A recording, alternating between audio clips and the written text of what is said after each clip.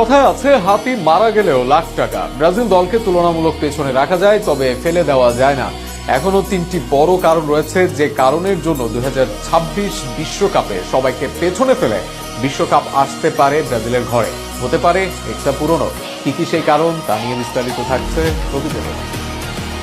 শিরোপা নেই 24 বছর ধরে। এই সময় ফাইনালেও যেতে পারেনি ব্রাজিল।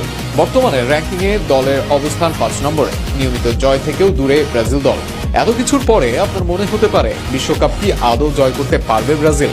তবে ব্রাজিল দল যেন আহত বাঘের মতোই ভয়ঙ্কর। এদের ভাবায় যে কোনো দিন হতে পারে যে কারো পতন।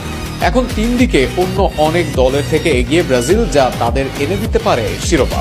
অগাধ প্রতিভার ভান্ডার ও তারকাদের অন্তহীন সরবরাহ অন্য অনেক দলের চেয়ে এগিয়ে রাখে ব্রাজিলকে। ব্রাজিলের সবচেয়ে বড় শক্তি তাদের অসভ্য গভীর প্রতিভার ভান্ডার।